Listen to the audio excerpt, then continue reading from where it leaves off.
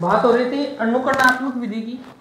और अनुकरणात्मक जो विधि है क्या है, देखिए नाम से दिख रहा है अनुकरण। अनुकरण का अर्थ क्या होता है?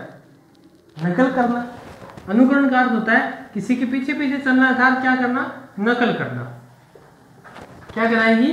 नकल करना कराएगी। यानी किसकी नकल की जाएगी? यानी इसके अगर बात करें, नकल ऐसे नहीं करनी है, किसी आदर्श की नकल करना। आदर्श की नकल करना। बंद कर दो उसको। आदर्श की नकल करना। तो इस विधि में कौन आदर्श होगा?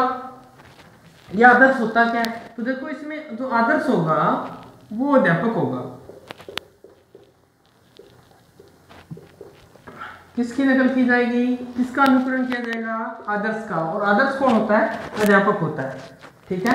और अनुकरण कौन करता है? अनुकरण की स्थिति किसकी होगी? छात्र की होगी। अनुकरण करने वाला कौन होगा? छात्र होगा। तो आपको पूछ सकता है कि अनुकरणात्मक विधि में आदर्श कौन होता है? तो ध्यान रखना, आदर्श होगा अध्यापक। अध्यापक जैसा बोलेगा बच्चे वैसा का वैसा उच्चारण करेंगे। तो अनुकरण का अर्थ ये है किसी आदर्श की क्या करना? नकल करना। क्या कहलाएगी? अनुकरणात्मक विधि कहलाएगी।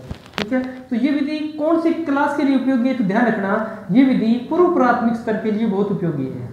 पूर्व प्राथमिक स्तर कौन सा होता है?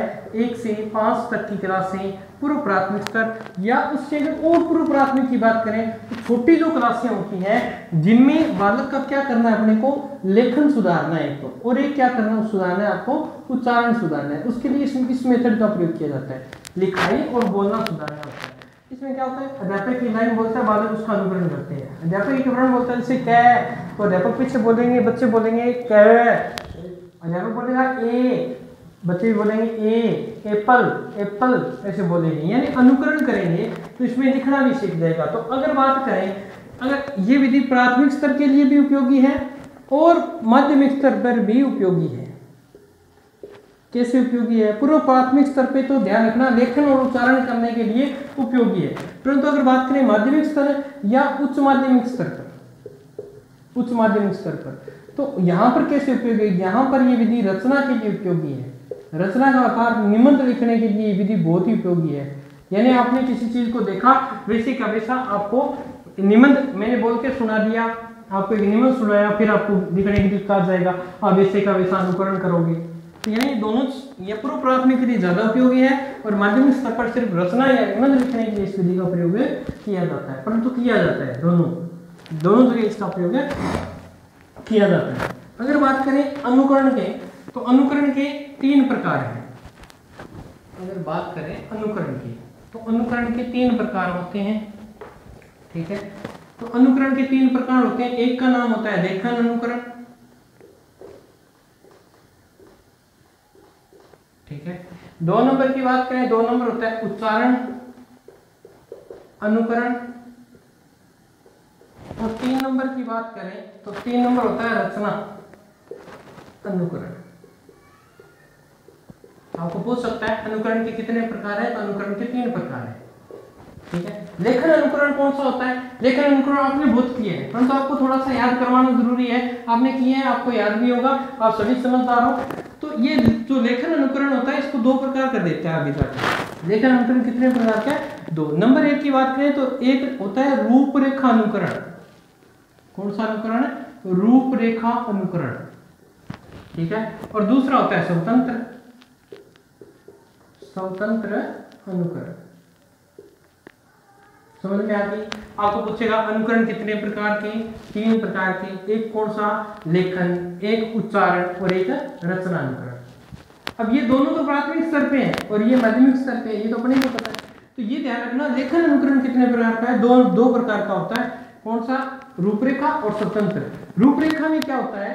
देखिए रूपरेखा में होता है मुद्रित सामग्री दी जाती है, मुद्रित सामग्री। इसमें बालक अनुकरण करते हैं। कैसे? आपने देखा होगा आजकल जो बुक्स आ रही है उनमें ऐसे डॉट करके ऐसे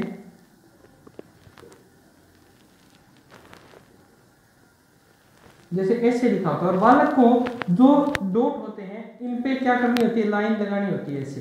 तो ये रूपरेखा है। पहले से रूपरेखा बनाएगी, बालक को अनुकरण कराया गया लिखने के लिए। क्या बन गया? क्या? बालक इस अनुकरण से सीखता है, तो इसीलिए इसको बोलते हैं रूपरेखा अनुकरण। समझ में आ गई बात? फिर दूसरा है स्वतंत्र। स्वतंत्र में क्या होगा, स्वतंत्र पे जैसे श्यामपट्ट पे एक अक्षर लिख दिया, श्यामपट्ट पे लिख दिया, या कोई आपके पास अभ्यास पुस्तिका है, नोटबुक जिसपे, उस पे लिख दिया आपने, और बालक वैसे का वैसा, जैसे आपने बालक की कॉपी में लिख के दिया कि आपको ये लिख के लाना है क ख ग घ, और बालक इसको देख के नीचे जैसे का जैसा लिख लाता है नीचे कुछ, तो वो क्या है, स्वतंत्र अनुकरण है।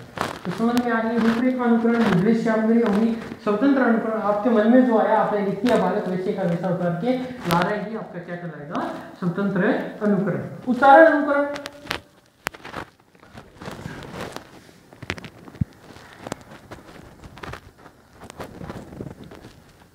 उच्चारण अनुकरण देखिए इसमें सिर्फ क्या होता है, इसमें शिक्षक एक एक शब्द बोलता है, शिक्षक एक एक शब्द बोलता है,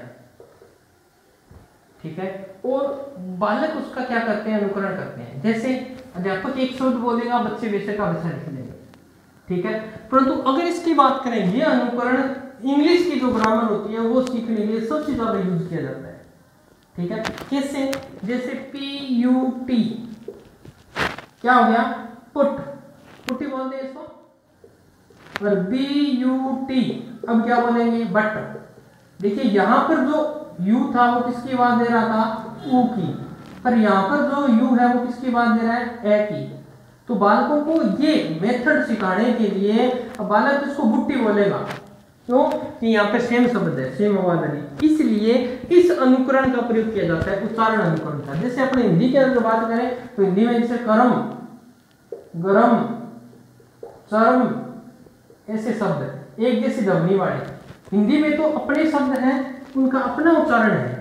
इंग्लिश में 26 वर्ण है, वो अलग अलग जगह अलग प्रयुक्त होते हैं। तो इस मेथड का सबसे ज्यादा इंग्लिश में प्रयोग किया जाता है। हिंदी में तो अपने शब्द कर्म है तो कर्म ही बोला जाएगा, उसको आप और अलग कुछ बोल ही नहीं सकते। गर्म है तो गर्म बोला जाएगा, चरम है तो चरम ही बोला जाएगा, मर्म है तो मर्म बोला जाएगा। परंतु इंग्लिश में जैसे ये देखो, यू का उदाहरण एक जगह ऊ आ रहा है, एक जगह ए आ रहा है, तो उसके लिए उच्चारण अनुकरण होता है। फिर रचना अनुकरण की बात करें तो रचना अनुकरण क्या होता है, ये होता है माध्यमिक स्तर के लिए, मैंने आपको बताया था, पहले बताया था मैंने, ये दोनों प्राथमिक स्तर पे होते हैं, ये माध्यमिक स्तर पे होता है रचना अनुकरण।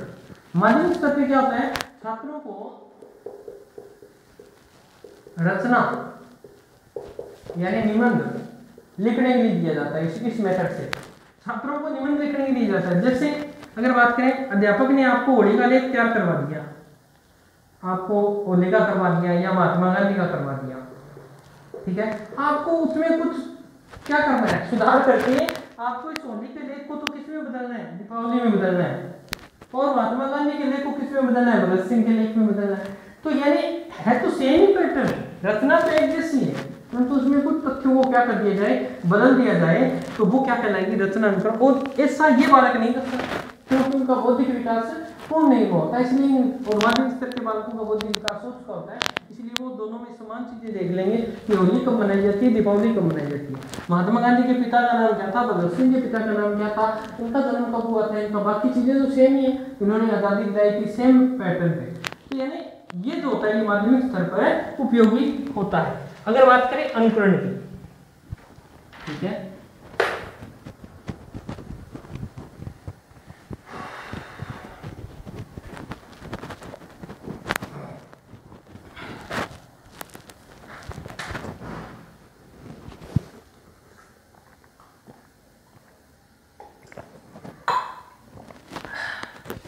तो इस विधि के दोष क्या हैं,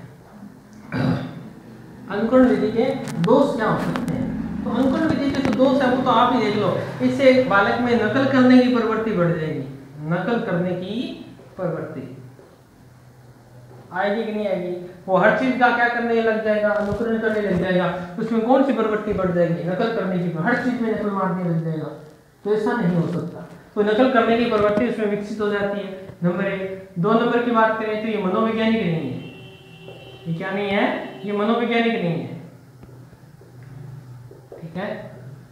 नंबर 3 की बात करें, नंबर 3 में है छात्रों की भाषा, छात्रों की भाषा, छात्रों की भाषा तो अपनी होती है, परंतु परंतु शैली उनकी नहीं होती। कैसे? भाषा तो उनकी है परंतु लिखने की जो शैली है वो किसका अनुकरण कर रहे हैं, वो किसका अनुकरण कर रहे हैं? अध्यापक ने जैसा सिखाया वैसे का वैसा करें। अध्यापक ने सिखाया बेटा शुरू में ये चीज लिखनी है, बाद में ये लिखनी है, ये यानी जो शैली है उस पर क्या करना, किस पर निर्भर रहना पड़ेगा? दूसरे पर निर्भर रहना पड़ता है। भाषा लिखने का शब्द वो यूज करेंगे परंतु उनका जो फॉर्मा बनाया है वो अध्यापक का बनाया हुआ है। जैसे मैं बचपन में पढ़ता था तो मैं टीचर आई लाइक मोस्ट याद करवाया था, उससे सभी निबंध बनाने सिखाए थे हमें, ठीक है, कि इसमें कौन सी स्पेलिंग चेंज करनी है, कौन सी ये चेंज करनी है। तो ये फॉर्मेट आई, ये लाइन यहाँ आएगी, तो यहाँ अगर ये चेंज करोगे तो होगा माई बेस्ट फ्रेंड का बन जाता था, माई फादर का, और हेडमास्टर का, टीचर आई लाइक मोस्ट का, यानी ये सारी चीजें एक ही निबंध पे बनाई जाती, परंतु वो शैली किसकी है? दूसरे अध्यापक के, उस पर हमें निर्भर रहना पड़ता है। तो लेखन विधि के कुछ भेद भी है। मैंने आपको पीछे करवाई थी लेखन, उच्चारण और रचना। तो मैंने वहां लेखन में आपको जो आपके टॉपिक था वो मैंने करवा दिया, परंतु फिर भी यहाँ पे आप ध्यान रखना कि लेखन विधि का प्रयोग कौन कौन से भेद हो सकते हैं, लेखन विधि कहाँ कहाँ प्रयोग हो सकती है। तो देख लेते हैं कौन कौन से मेथड में होती है। पहली तो होती है रूप अनुकरण, जो मैंने आपको बताया था कि क को ऐसे बिंदुओं में होता है, रूप अनुकरण विधि, ठीक है, ऐसे ये, ठीक है, ये ऐसे, ठीक है। 2 नंबर की इस विधि को कहते हैं देखो लिखो, देखो लिखो या कहो विधि, इसी को बोलते हैं लेखन वाली को, ठीक है। 3 नंबर की बात करें, 3 नंबर पे आती है पेस्टालॉजी। ये देखिए आधुनिक विधियां हैं जिनका विवरण हम आगे करेंगे, परंतु यहाँ पे लिखना जरूरी है। इसी के अंदर आती है जैकटॉट विधि, जैकटॉट विधि। इसी के अंदर आती है मॉन्टेसरी प्रणाली, मॉन्टेसरी प्रणाली, ठीक है। इसी के अंदर आता है स्वतंत्र, जो मैंने आपको कराया था अनुकरण, आपने बोर्ड पे लिख दिया और बालक अपने आप लिख के जाएंगे, जैसे क ख ग घ, और बालक उस कॉपी का पूरा पन्ना ऐसे लिख के लाएंगे इससे। तो ये थी आपकी कौन सी अनुकरण विधि। फिर अगर बात करें